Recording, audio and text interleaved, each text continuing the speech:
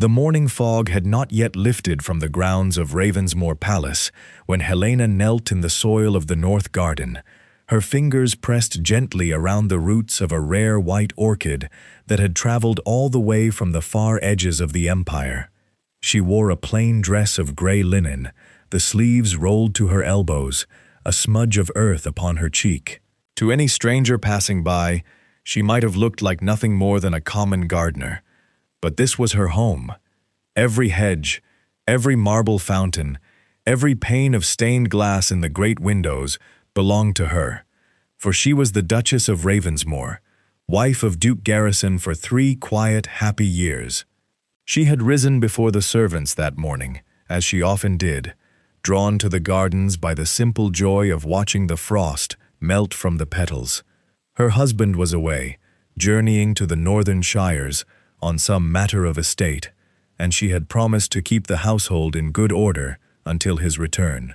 She had not expected order to be so violently disturbed.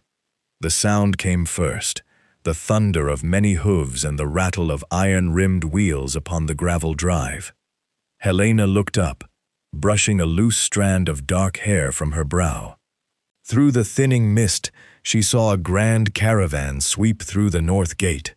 3 gleaming carriages drawn by matched black horses, footmen in bright livery clinging to the sides, and behind them a train of servants hauling trunks and hat-boxes without number. The lead carriage halted before the vestibule with a shriek of brakes. A footman leapt down and unfolded the step, and out swept a woman in a gown of deep crimson silk, her shoulders wrapped in white fur despite the coming warmth of spring. She wore a bonnet trimmed with ostrich feathers and carried herself with the air of one who had never in her life been told to wait. This was the Marchioness Cynthia. Helena knew the name, though the two had never met. She was known throughout the county for her sharp tongue and her sharper ambitions. Behind the Marchioness spilled a crowd of guests, lords and ladies in fine traveling coats, laughing and pointing at the palace as though it were a prize already won. Helena rose from the flower bed, wiping her hands upon her apron, and stepped forward to greet them. "Good morning," she began, her voice calm and clear. "I am afraid I was not told to expect." "You there!" Cynthia's voice cut across the courtyard like the crack of a whip. She raised a gloved finger and pointed it directly at Helena. "What are you doing? Trampling about in the royal wing? Who gave a common girl leave to wander among the Duke's private gardens?" Helena blinked.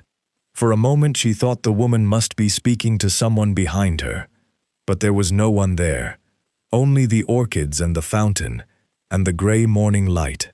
"Madam," Helena said, keeping her tone gentle, "there has been a misunderstanding. My name is—" "I did not ask for your name." Cynthia swept toward her, silk rustling, and stopped so close that Helena could smell the rosewater upon her. "I have been granted stewardship of this palace, while the Duke is abroad. His steward himself sent word. I am to make it ready for a great gathering of society. And I will not have grubby-handed servants loitering where fine guests are meant to walk." Her lip curled as she looked Helena up and down. "Linen and mud. You look like something the gardener dragged in from the ditch." The guests behind her tittered. Helena felt her cheeks grow warm, but she held herself straight. "You are mistaken about who I am," she said. "If you will only allow me to send for the housekeeper, Mrs. Fairweather, she will—" "I will allow nothing." Cynthia's eyes fell upon the ring of keys that hung at Helena's waist. The master keys to every chamber and vault in the palace, the very symbol of her station. The Marchioness's face sharpened with suspicion. "And what is this? A serving girl carrying the master keys? Do you take me for a fool?" She reached out, and before Helena could draw back, snatched the ring clean from her belt. The keys jangled in Cynthia's grip. "Stealing, are you? Creeping about the private wing with the household keys upon your hip? I should have you thrown to the magistrate." "Those are mine," Helena said, and for the first time a note of steel entered her voice. You have no right." "No right?" Cynthia laughed, a cold and brittle sound, and turned to her guests. "Did you hear her? The little thief speaks of rights." She stepped closer still, lowering her voice to something like a hiss. "Listen to me, girl.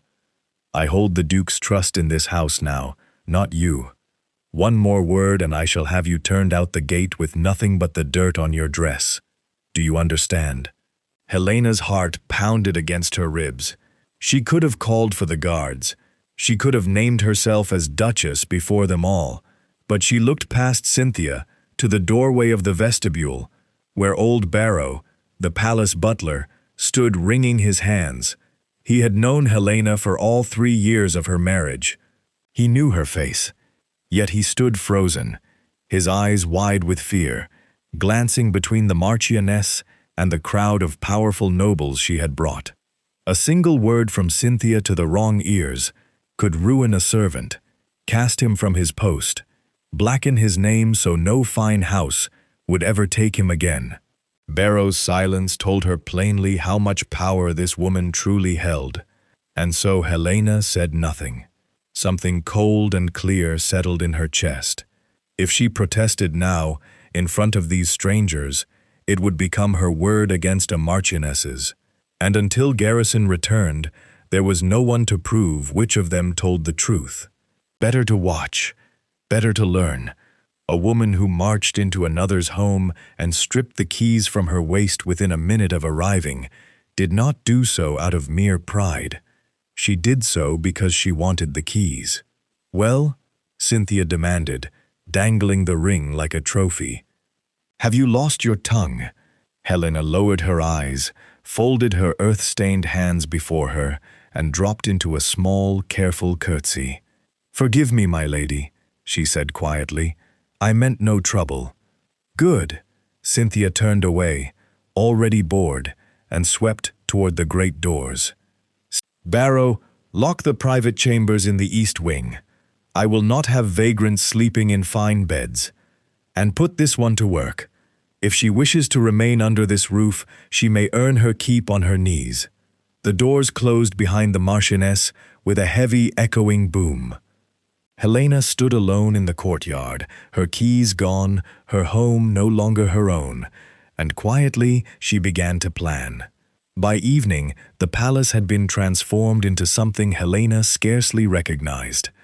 The gilded banquet hall, which she and Garrison kept quiet and shrouded when not in use, now blazed with the light of 100 candles. Long tables had been dressed in white damask and laid with the finest silver.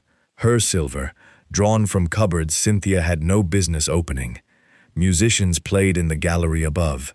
The air was thick with perfume, roasted pheasant, and the loud, careless laughter of people spending another family's wealth. Helena stood at the edge of the hall in a servant's plain apron, a heavy jug of wine held in both hands. She had not chosen the apron. After the guests had scattered to their chambers to rest and dress, old Barrow had come to her in the corridor, his hands trembling, his voice barely above a whisper. "My lady," he had murmured, glancing over his shoulder. Forgive me. If I speak a word, she will have me cast out, and my sister depends on my wages. I dare not." He had pressed the apron into her hands, as though it pained him to touch it. "She has ordered you to serve at the table tonight. I beg you, do as she asks, only for now, until the Duke returns. Please." Helena had looked at the old man's frightened face and understood that his silence was not betrayal, but terror. She had taken the apron. "You will not lose your place, Barrow," she had said gently. "You have my word." He had not understood how a serving girl could promise such a thing, and she had not explained. Now she moved among the tables, filling glasses, keeping her eyes lowered, listening.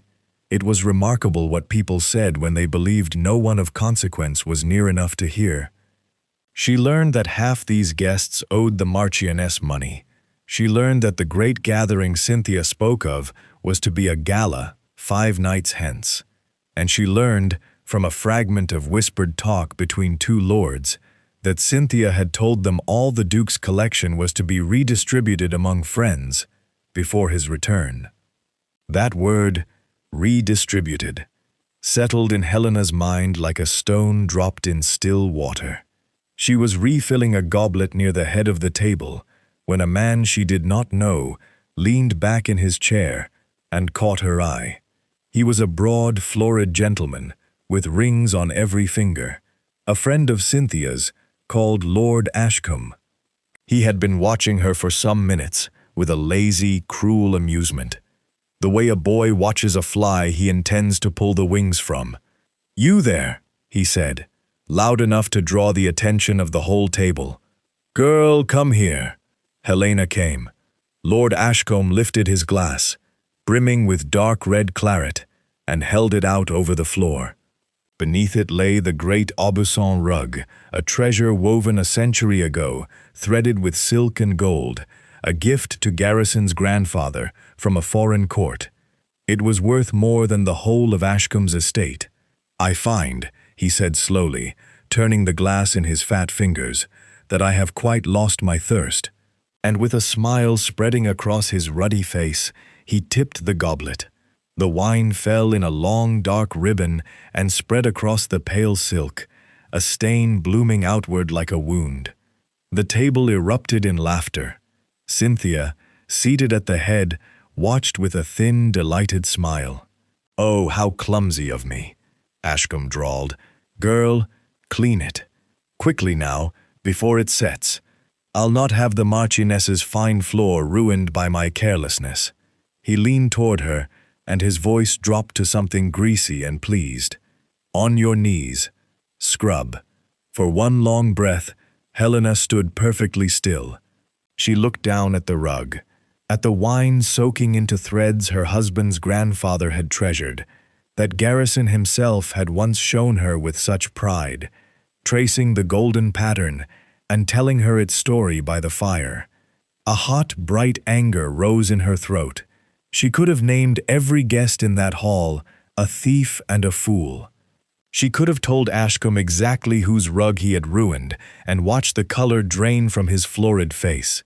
Instead, she thought of Barrow, and of the collection, and of the long game she had chosen to play. Slowly, with all the grace of the duchess she was, Helena set down her jug.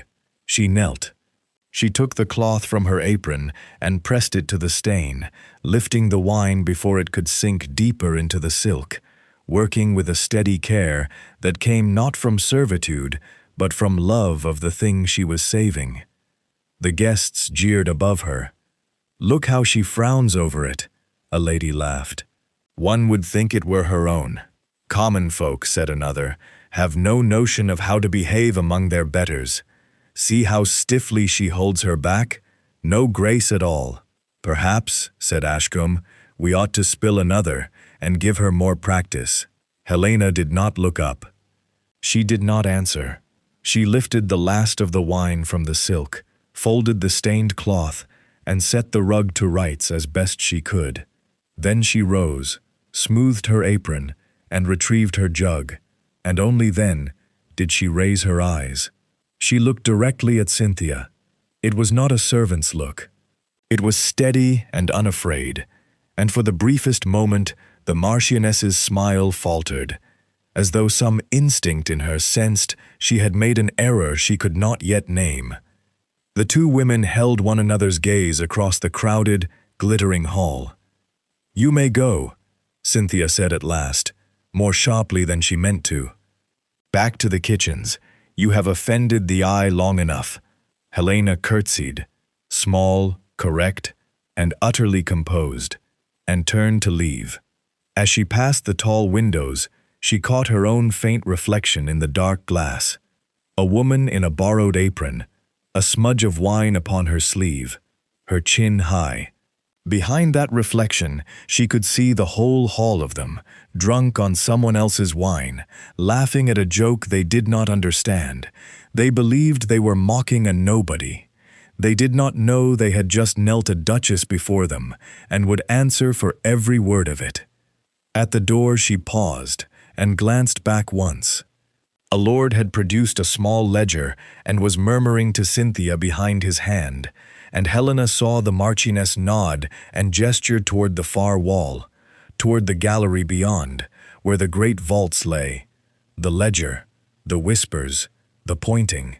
They were not merely feasting. They were making a list. Helena stepped out into the cool, dark corridor, and the laughter faded behind her. 4 days remained until the gala. She meant to use every one of them. The task Cynthia set her the next afternoon was chosen for cruelty. Helena understood that at once. She was to clean the great fireplaces of the high tower library. 4 of them, each tall enough for a man to stand within, each choked with a winter's worth of cold soot and ash. And when that was done, she was to go out onto the east terraces and polish the long silver banisters until they shone, though the wind up there came off the moors sharp as a blade. It was not the labor Cynthia wanted. It was the isolation. The library and the terraces lay far from the kitchens and the servants' hall, high above the rest of the house, where none of the senior staff had cause to go.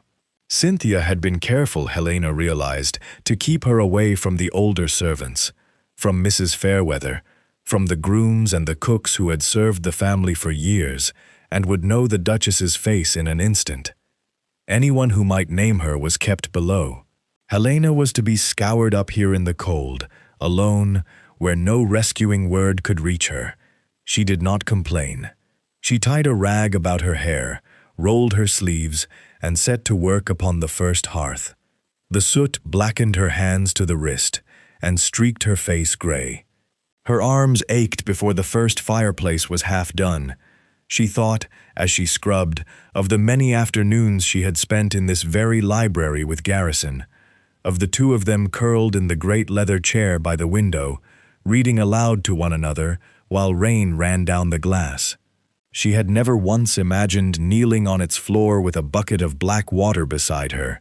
The memory did not weaken her. It hardened something in her chest. This was her library.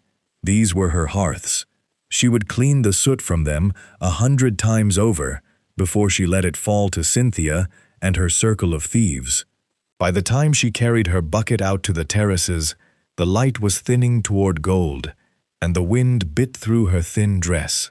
She began upon the silver banisters, drawing her cloth along the cold rail, and it was here, high above the gardens, that fortune turned in her favor.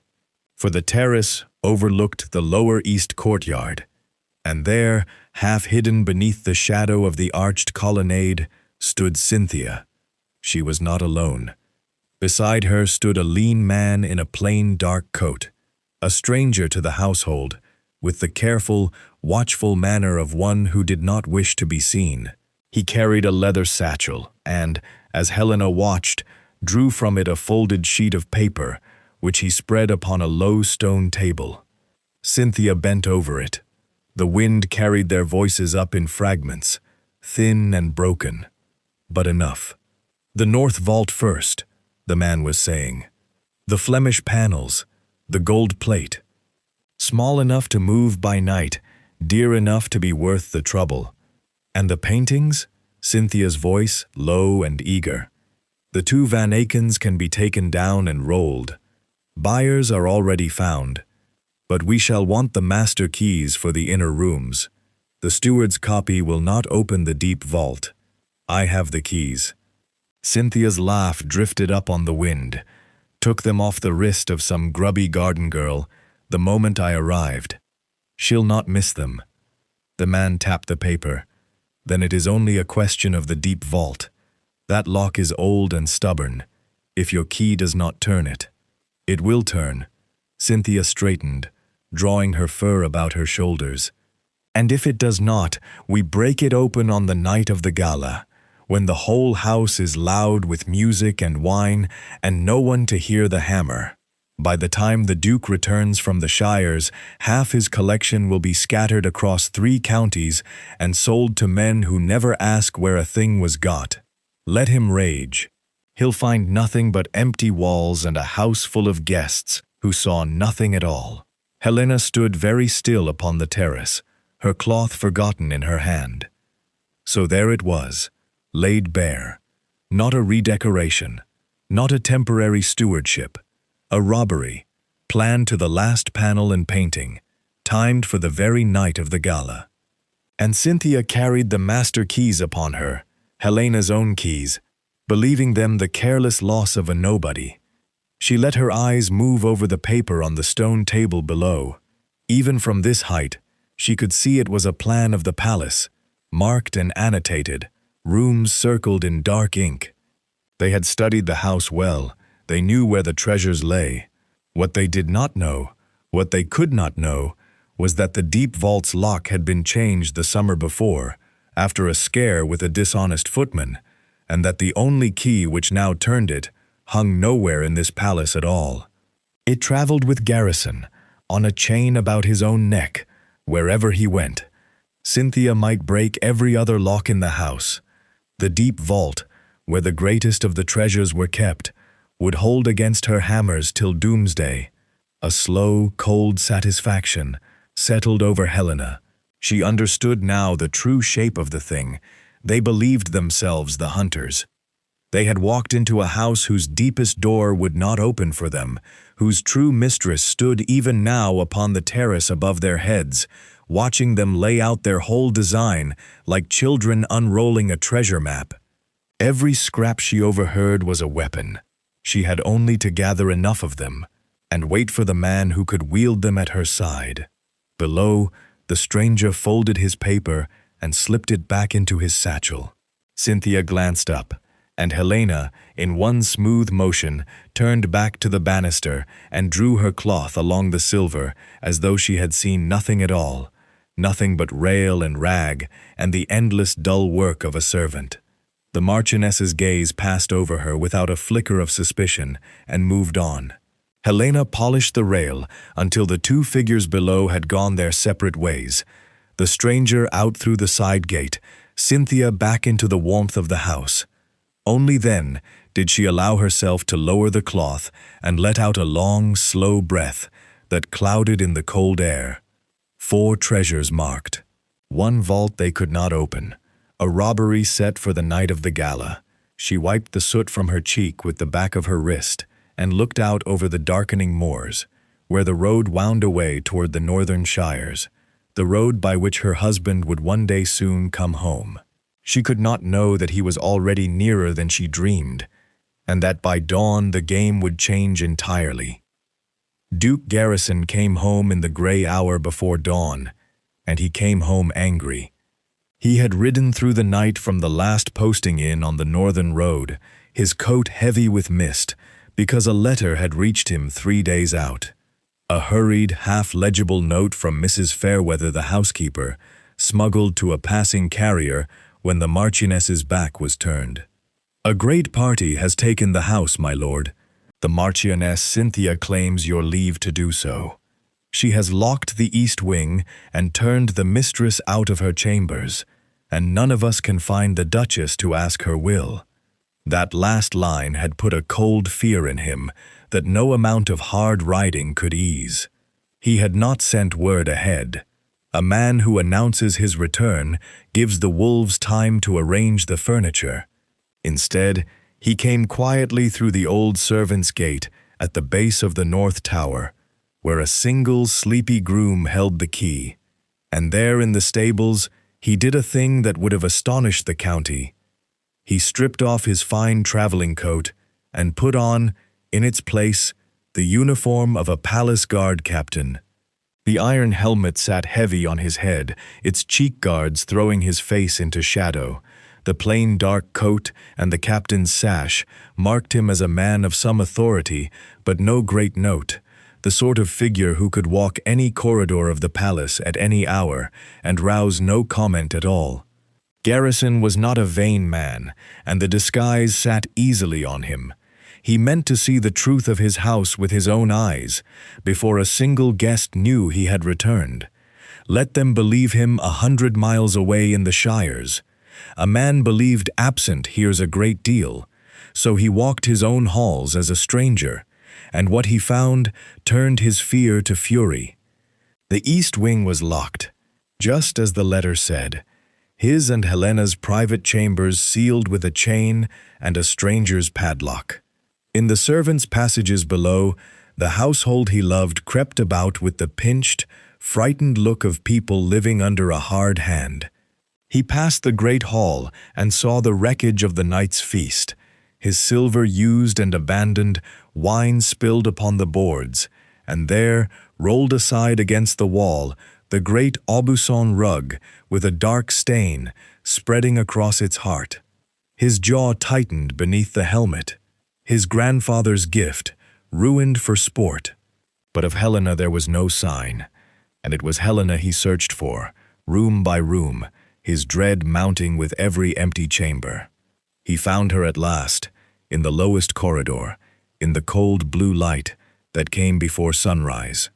She was carrying a crate of firewood, held against her hip with both arms, her back bent under the weight of it. A rag was bound about her hair. Soot streaked her face and blackened her hands. She wore a servant's coarse dress, and she moved with the careful, weary tread of someone who has labored past exhaustion. Garrison stopped dead in the shadow of a stone pillar. For a moment, he could not make sense of what he saw. His mind refused it. His wife, the Duchess of Ravensmore, whose hands he had held across 100 dinners, who ran this great house with a quiet, unshakable grace. His wife was hauling firewood down a servant's passage like the lowest scullery maid, filthy and worn and alone. She turned then, shifting the crate to ease its weight, and the faint light caught her face full. It was her. There was no doubt in it, no trick of the shadows. It was Helena. The breath went out of him as though he had been struck. Every muscle in his body strained toward her, to throw down the helmet, to cross the corridor in 3 strides, to gather her and the wretched crate both into his arms, and demand to know who in God's name had done this. His hand rose halfway to his head, and then, from the passage behind her, came a guest. The man was one of Cynthia's circle, a young lord still in his evening clothes from some late revel, wandering the corridors half-drunk in search of his bed. He came upon Helena in the narrow passage and did not slow, did not step aside.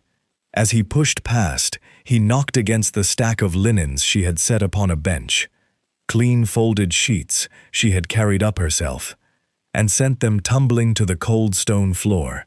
He did not stop. He did not look back. He did not so much as murmur a word of apology. He simply walked on, yawning, and vanished round the bend of the passage, as though she were no more than a shadow on the wall. Helena stood a moment. Then she set the firewood down, knelt, and began quietly to gather the fallen linens back into her arms. Garrison did not breathe. He watched his wife kneel on the stones of his own house and pick up sheets that a drunken fool had knocked from her hands, and he felt a rage rise in him such as he had never known in all his years.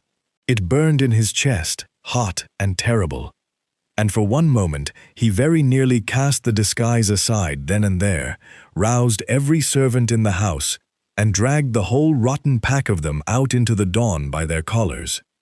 But he did not. And it was Helena herself who stopped him, though she did not know it, for as she gathered the linens, her face, which she believed unwatched, showed him something that steadied his hand. There were no tears on it. There was no despair. Her jaw was set, her eyes clear and hard and thinking. She folded the sheets with a fierce, deliberate care, and she glanced once down the passage where the Lord had gone, and in that glance he saw not a broken woman, but a general, marking the position of an enemy. Whatever was happening in this house, his wife was not merely suffering it, she was watching it. She was learning it. She had a purpose in her stillness. Garrison drew slowly back into the shadow of the pillar, his heart pounding against the iron of his borrowed armor, to reveal himself now, in fury, before he understood the whole of what these people intended. That would be to fight blind. Helena knew something. She was gathering something. If he trusted her, If he waited even a day, they might together close a trap that in his anger he would only spring too soon. He had married a clever woman. Now, of all times, he must let her be clever. So the Duke of Ravensmoor stood silent in his own corridor and watched his wife carry the firewood away into the dark, and he made himself a vow that every soul who had laughed while she knelt would remember this house for the rest of their days. Then he turned, quietly, to find where she went, for he meant to speak with her before the sun was full up, and he knew already where a weary servant might go to be alone. The conservatory stood apart from the great house, a wide glass house of iron and glass at the end of the south walk, and Helena went to it that night, as she had gone every night since her trouble began, because it was the one place in all the palace where no one troubled to follow her. She went there for water. A stone basin at its center caught the runoff from the roof, cool and clean, and she filled her jug there rather than face the crowded kitchens below. But she went, too, for the quiet. Under the glass roof, the moon lay silver across the rows of ferns and orange trees, and the air smelled of earth and green growing things, and for a little while she could set down the weight of the day and simply breathe. It was here that she and Garrison had once planted a lemon tree together, a slip no taller than her hand, in the first spring of their marriage. It stood shoulder-high now. She rested her fingers against its leaves and let the stillness settle over her. She did not hear him come in. The guard captain moved quietly, and the first she knew of him was his shape in the doorway, dark against the moonlit glass. The plain coat, the captain's sash, the iron helmet that hid his face. Helena's hand tightened on her jug. A guard, here, at this hour. Cynthia's men were everywhere now, and she had learned to be wary of every uniform. "You should not be here," she said, keeping her voice even. "This is not your post." The figure stepped forward into the moonlight, and then, slowly, he lifted the helmet from his head. Helena's jug slipped from her fingers and shattered on the flagstones, and she did not so much as glance at it. "Garrison," she breathed. He crossed the space between them in 3 strides and took her, soot and coarse dress and all, into his arms, and held her as though he might never let go. For a long moment neither spoke. She pressed her face against the rough coat, and felt the whole hard weight of the past days shudder loose from her at once, and his hand cradled the back of her head, and above them the moon poured silver through the glass. 3 years, he said at last, his voice rough and low. 3 years you have been my wife, and I come home to find you carrying firewood like a scullery maid, with soot on your face, and a stranger's lock upon our door. His arms tightened. Who has done this? Tell me every name. I will have them out of this house before the sun rises, and I will make the county remember what happens to those who forget who you are. No. Helena drew back just far enough to look up at him, and her hands closed hard upon his arms. No, not yet. Listen to me, Garrison. You must listen. I have listened long enough. I watched you kneel on the stones of our own passage. You saw that. Something crossed her face. Not shame, but a fierce, quiet wonder that he had been so near and held himself back. Then you saw that I was not weeping. I was watching. Garrison, if you throw them out tonight in a rage, you throw them out with your suspicions and nothing more, and they will scatter across 3 counties and carry their plan to some other great house. But if you wait, if we wait, we can take the whole nest of them together, in the open, with the proof in our hands. He went very still. What plan? So she told him. She told him of Cynthia sweeping in with her false claim of stewardship, of the master keys snatched from her waist, of the ledger passed behind a lord's hand at dinner. She told him of the terrace, and the stranger with the leather satchel and the map of their own house spread upon a stone table, with the rooms circled in dark ink. She named the treasures the man had marked, the Flemish panels, the gold plate, the 2 Van Akens that could be rolled and carried off by night. And she told him the shape of their design, that on the very night of the gala, when the house was loud with music and no one would hear a hammer, they meant to break into the vaults and strip his collection bare, and let him come home to empty walls and a house full of guests who had seen nothing at all. Garrison listened without a word, and she watched the fury in his face turn, slowly, into something colder and far more dangerous, the still, sharp calm of a man who has stopped being surprised and begun to plan. "The deep vault," he said quietly. "They cannot open it." Helena's mouth curved, just faintly, for the first time in days. "Cynthia carries my keys and believes they will turn every lock in the house. She does not know you changed the deep vault's lock last summer, after the trouble with the footman. She does not know the only key that turns it hangs about your neck at this very moment." His hand rose to his collar, where beneath the coarse guard's coat a fine chain lay against his skin. A slow, grim understanding passed between them. "Then they will try it on the night of the gala," he said, "and it will not open, and they will reach for their hammers. And that is the moment we take them, hands on the vault, tools in their fists, before 100 witnesses. No court in England could doubt it." He looked down at her, and beneath the anger, there was something almost like pride. "You have done in 5 days what my whole household could not. You have laid the whole thing bare. Then let us finish it together." Helena stepped closer, dropping her voice, for even here, she trusted only the 2 of them. "Here is what I ask of you. Do not reveal yourself yet. Stay the guard captain, a little longer. As captain, you command the men at the gates, the men in the corridors.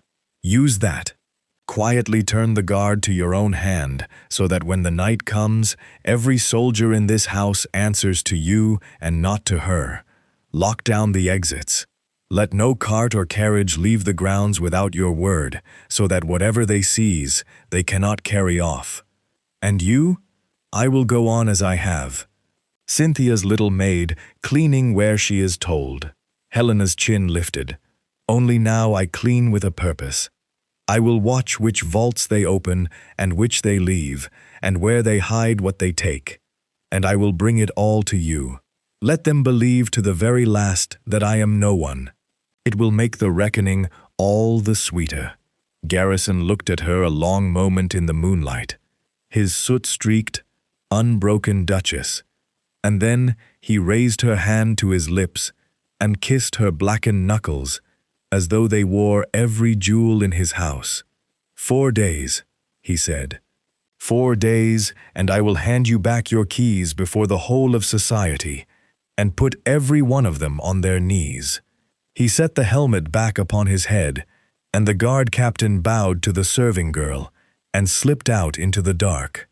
Cynthia's nerve began to fray on the 4th morning. Helena saw it plainly, for she had made herself a fixture in the corridors near the Duke's private study, dusting the same picture frames 3 times over, and so she was there when the marchioness came sweeping down the passage with 2 of her circle at her heels and a set, determined look upon her face. Cynthia did not so much as glance at the maid on her knees by the wainscot. She went straight to the study door, drew from her sleeve the ring of stolen master keys, and let herself in. The door closed behind her. Helena set down her cloth and moved closer, quiet as the shadow she was pretending to be. Through the door, she could hear the sounds of a search. Drawers pulled out and shoved back, cabinets opened, papers swept aside. Cynthia was looking for something and not finding it and growing more frantic as the minutes passed. Helena knew exactly what she sought. The gala was but a day away, and the marchioness had at last discovered what Helena had known all along, that not one of the keys she had stolen would turn the lock of the deep vault. Now she hunted the study for a spare, some hidden copy, some clue, and there was none to find, for the only key in the world lay on a chain about the Duke's own neck, and the Duke walked these halls in an iron helmet not 30 feet away. The sounds within grew rougher. Then, quite suddenly, they stopped. When the study door opened again, Cynthia's face had changed. The frantic edge was gone, smoothed over by something colder and more calculating. She had failed to find the key, and, being the woman she was, she had already turned that failure into a weapon. "You," she said, and this time she was looking directly at Helena. "Come here." Helena rose and came, her eyes lowered. Cynthia let the silence stretch, then raised her voice so that it carried down the whole corridor, drawing servants and guests alike to their doorways. "A theft has been discovered," she announced. The Duke's own golden pocket watch, a treasure of his family, kept upon his desk, is gone from this study. She turned slowly, playing to her gathering audience. "And I find that only one person in this house has been given leave to wander where she pleases, upstairs and down, into every private room. This girl, this grubby, light-fingered creature I so foolishly took pity upon."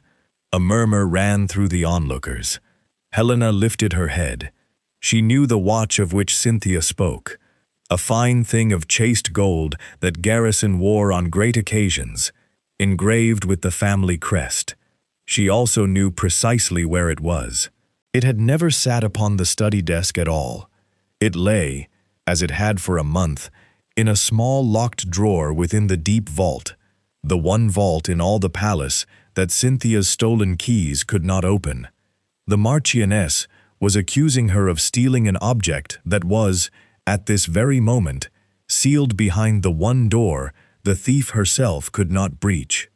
The irony of it was so complete that Helena had to school her face to keep from smiling.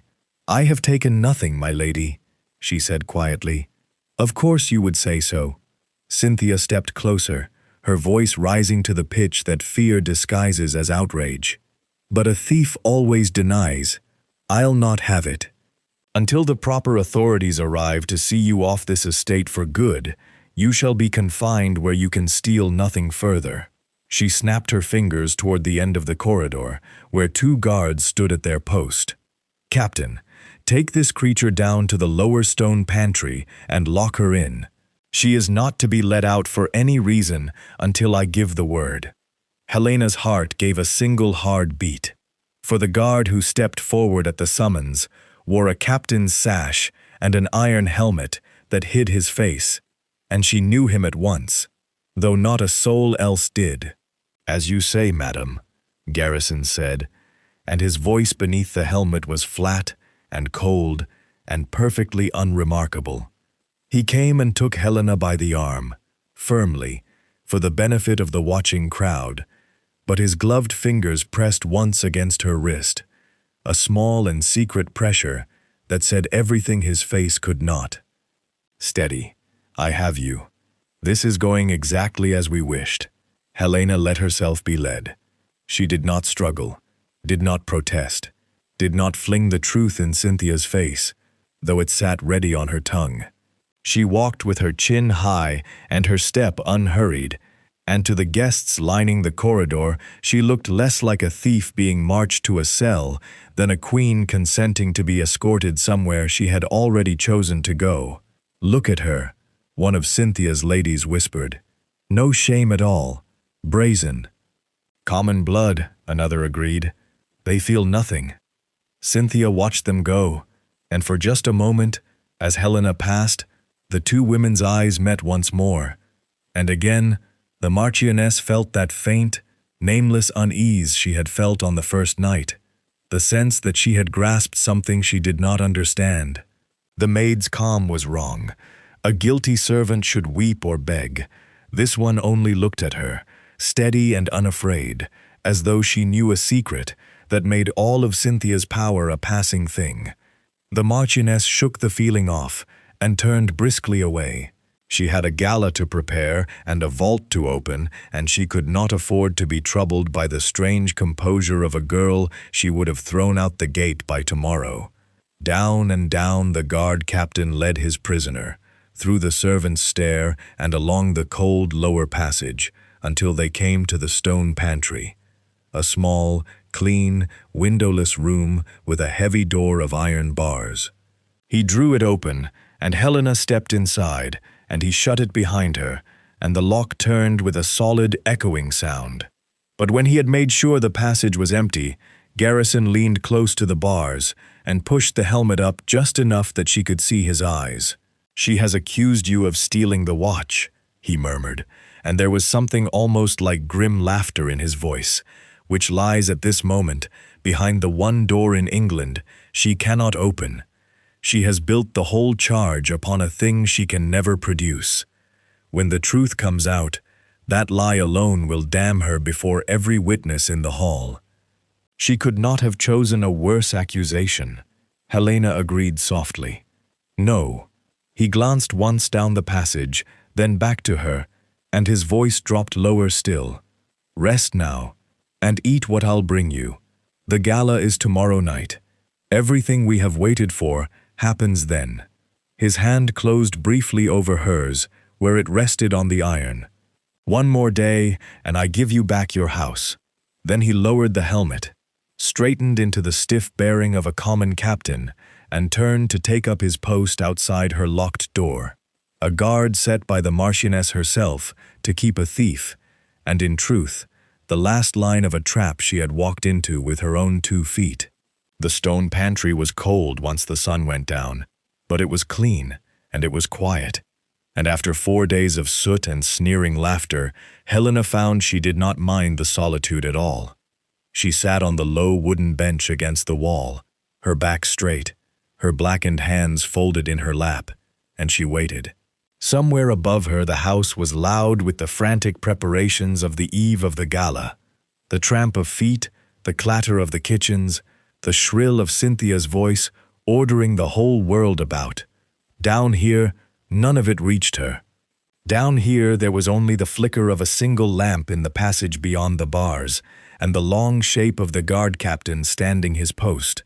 He waited until the corridor was deep in shadow, and the last of the servants had gone up to their work above. Then he set down his lantern, glanced once each way along the empty passage, and came to the iron door. "Helena!"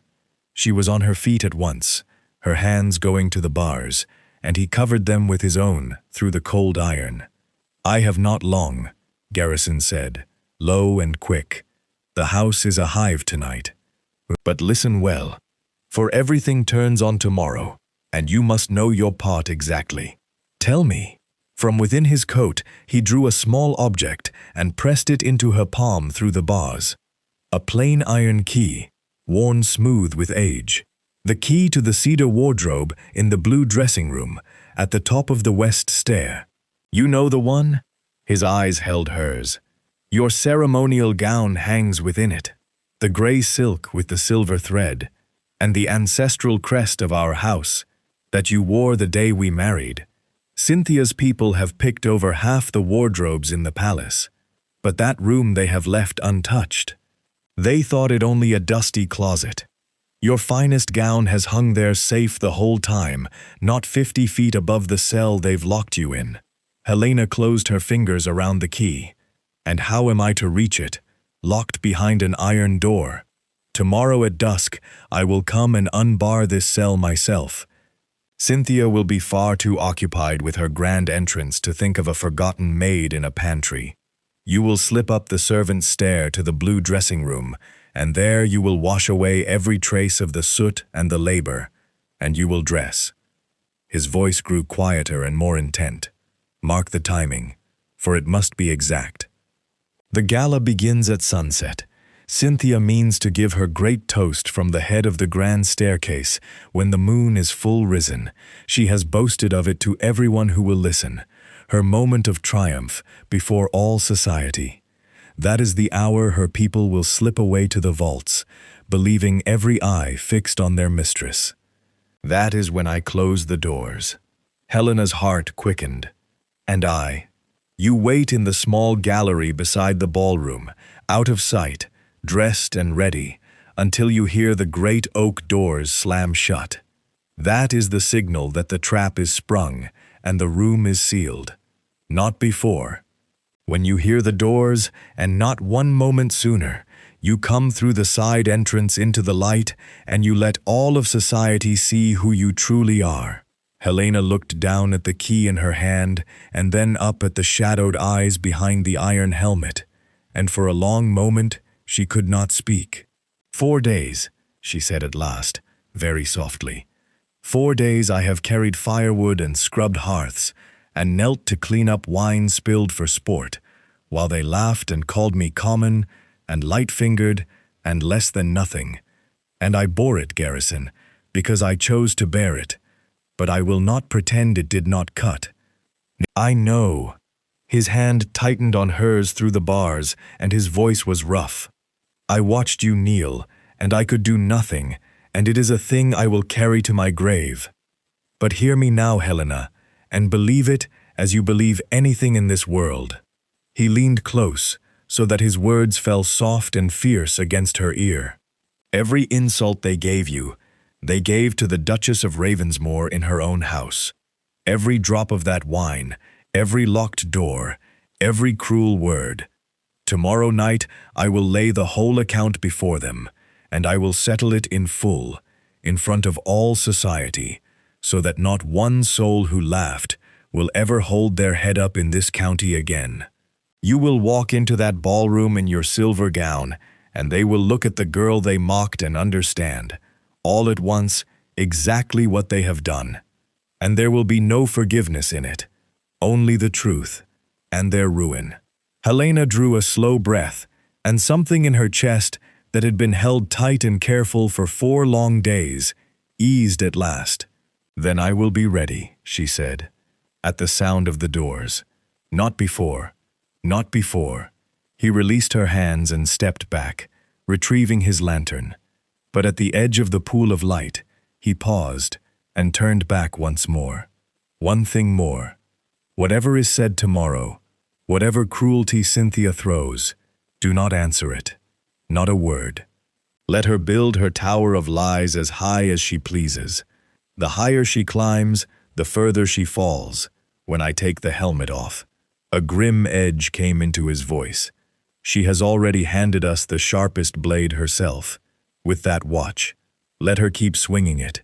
Every lie she tells tomorrow is another witness against her. I understand. And Helena did understand, for she had learned in 4 days the great advantage of silence, that a person who says nothing gives an enemy nothing to grasp, and leaves them to trip upon their own words. She had watched Cynthia grow more brittle and more frantic with each passing day, precisely because Helena would not break. Tomorrow that patience would be repaid. Garrison lifted the helmet's visor a final inch, and in the lamplight she saw him smile. Not the easy smile she knew from their fireside evenings, but something harder and prouder. The look of a man who has watched his wife outlast every cruelty thrown at her, and found her stronger at the end than the beginning. Sleep if you can, he said. Tomorrow you take back everything. Then he lowered the visor, turned, and resumed his post outside her door. The very picture of a common captain guarding a common thief, while above them, a house full of nobles laid the last touches to a celebration that was, though not one of them knew it, to be the ruin of them all. Helena sat back down upon the low bench, the wardrobe key warm now in her closed hand, and looked toward the small barred window of light in the door. She did not sleep. She sat through the long hours turning the key over in her fingers, and in her mind she walked the path again and again, up the servant's stair, into the blue dressing room, into the silver gown and the crest of her house, and then the wait in the gallery, in the dark, listening for the great doors to close.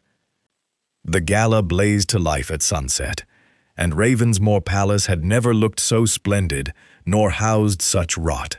Every chandelier in the grand ballroom had been lit, 1,000 candles throwing gold across the marble and the mirrors, and beneath them, the flower of society, danced and drank and preened.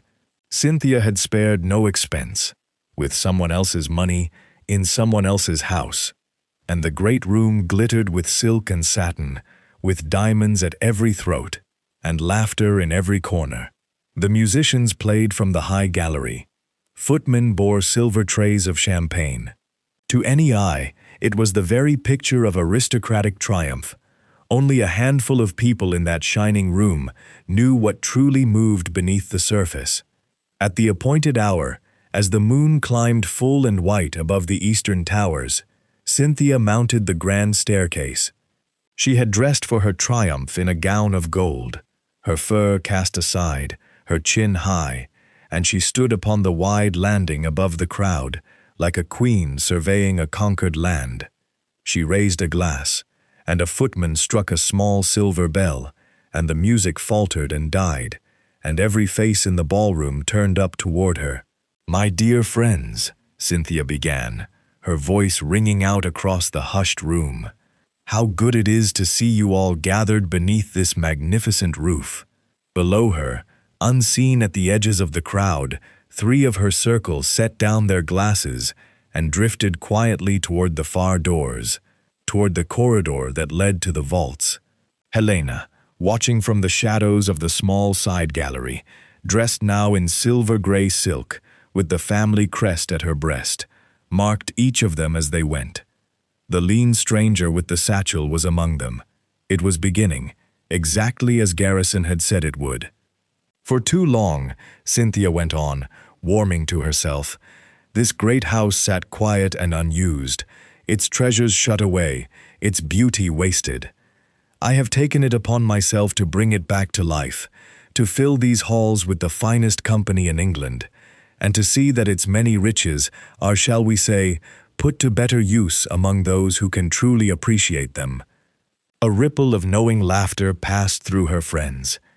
"Let us raise our glasses, then, to new beginnings, to the true masters of Ravensmore." She lifted her glass higher, her smile wide and certain, and all around the room 100 glasses rose to meet it. And in that instant, the great oak doors of the ballroom slammed shut. The sound was enormous, a deep, final boom that rolled through the marble hall and ended every voice at once. Glasses froze halfway to lips. The music stopped. Cynthia's smile stiffened upon her face. Along the walls, where a moment before only a few quiet palace guards had stood, there now stepped forward a full detachment of soldiers, moving in unison, and they took up their places at every door and every window, until the whole glittering assembly stood ringed in a wall of iron and steel. "What is this?"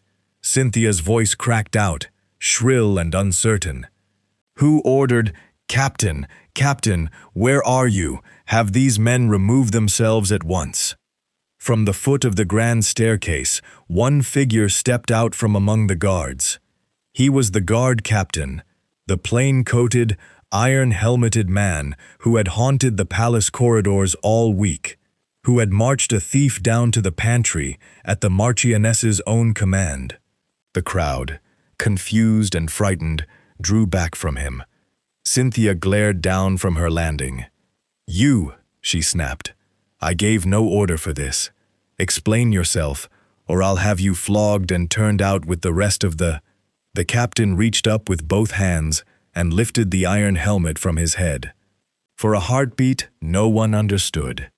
And then, from the older guests near the front, the ones who had known this house in better days, who had dined at this man's table and hunted in his woods, there came a gasp that spread through the whole room like fire through dry grass. "The Duke," someone breathed. "It is the Duke. It is Garrison himself."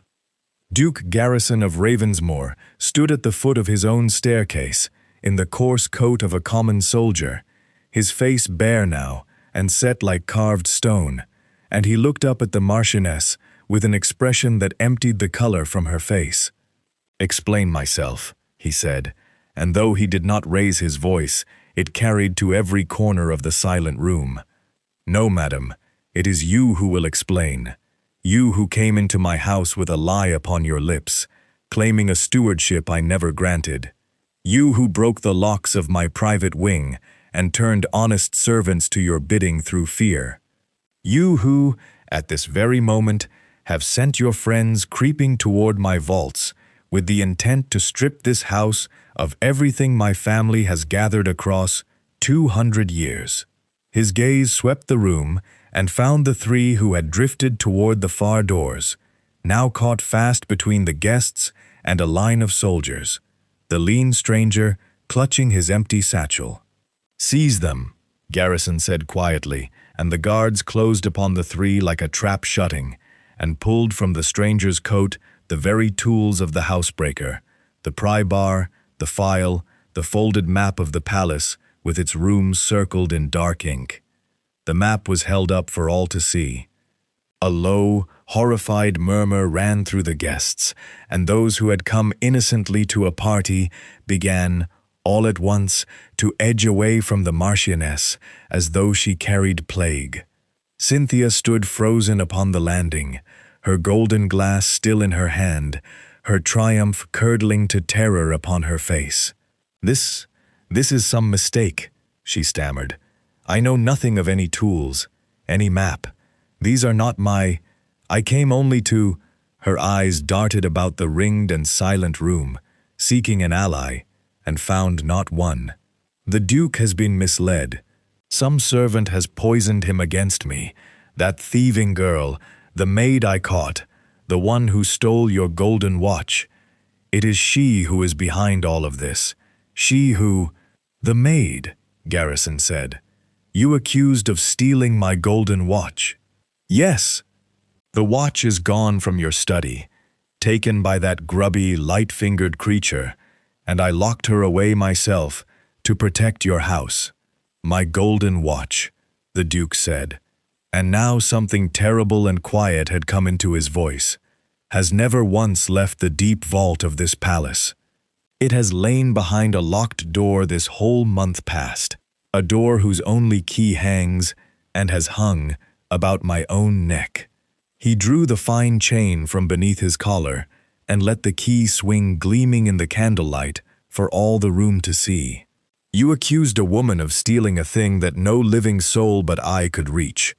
You built your lie upon a treasure you could never have laid eyes upon.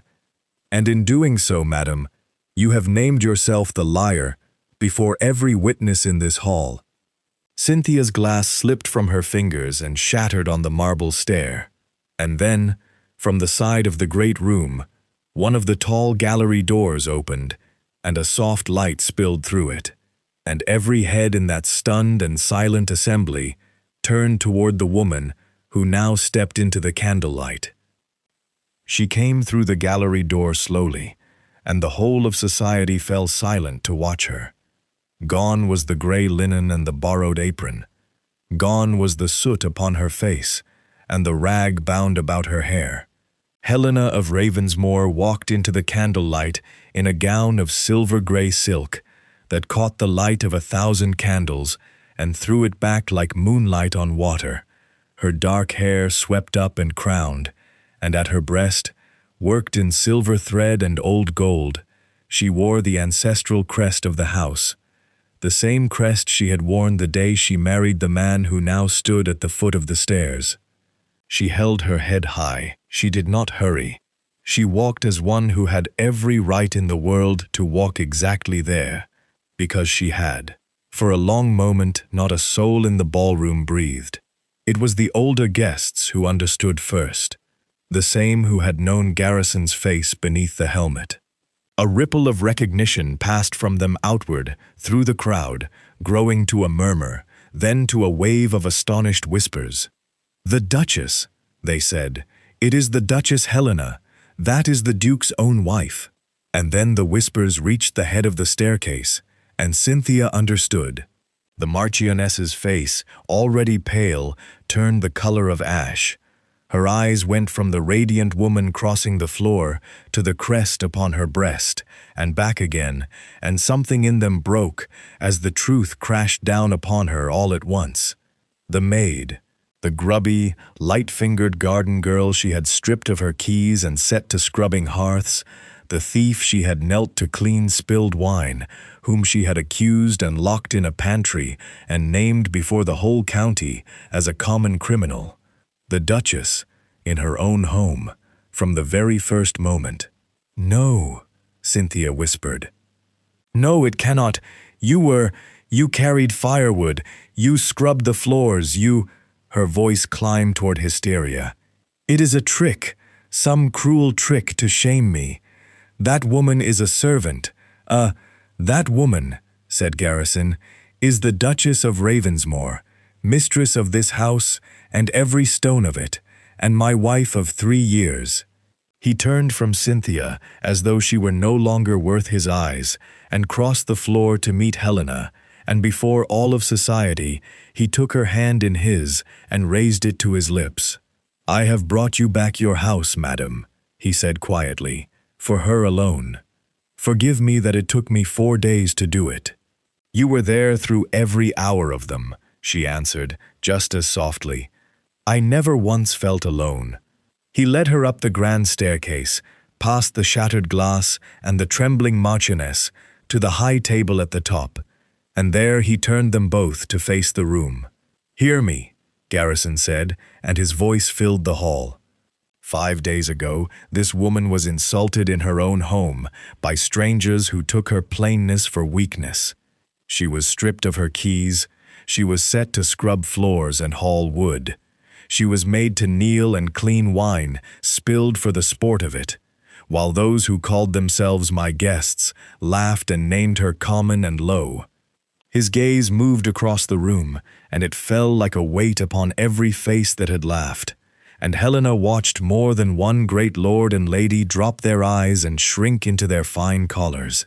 She bore it all in silence, not because she was weak, but because she was gathering the proof that has tonight undone every one of you. And so I will say it once and plainly, so that it is carried into every drawing room in England. This is Helena, Duchess of Ravensmore. She is the mistress of this house, and the mistress of my heart, and any who slight her slight me, and any who slight me will answer for it to the full." He turned then to the ring of guards below. "The Marchioness Cynthia and her 3 companions are to be given over to the magistrate at first light, together with the tools and the map found upon them. As for the rest of this company," his eye swept the room once more, "those who came in innocence to what they believed a lawful gathering may go freely and count themselves fortunate. But hear this before you go. Not one of you spoke a word while a defenseless woman was humiliated beneath this roof. Not one of you asked her name or offered her a kindness. You will carry the memory of this night out through my gates, and you will carry it for the rest of your lives, and when you tell the tale, as you will tell it true." No one answered him. No one dared. Cynthia was taken from the landing, and the composure that had carried her through 5 days of cruelty deserted her utterly. She wept. She pleaded. She called out apologies and excuses, and, at the last, cast herself toward the foot of the stairs and reached up toward Helena. "Your Grace, Duchess, forgive me, I beg you. I did not know. I could not have known." Helena looked down at her, and here, at the very summit of her vindication, with the woman who had tormented her kneeling on the marble below, she did not gloat, nor rage, nor say a single cruel word. She had learned in 5 hard days that silence was the sharpest answer of all, and that a person who has truly won has no need to crow. "You did not ask," Helena said simply. "In 5 days, you never once asked who I was. You saw plain linen and a smudge of earth, and you decided you already knew everything worth knowing about the woman before you. That was your ruin, madam. Not my gown, nor my husband, nor any trick. Only your own certainty that a person of no fine dress could be a person of no account." She turned away. "Take her out." And Cynthia was led weeping from the ballroom, out through the great oak doors that had sealed her fate. And out through the north gate she had swept through so grandly 5 mornings before, into the cold dark of the road, with nothing but the gown on her back and the ruin of her name to carry with her.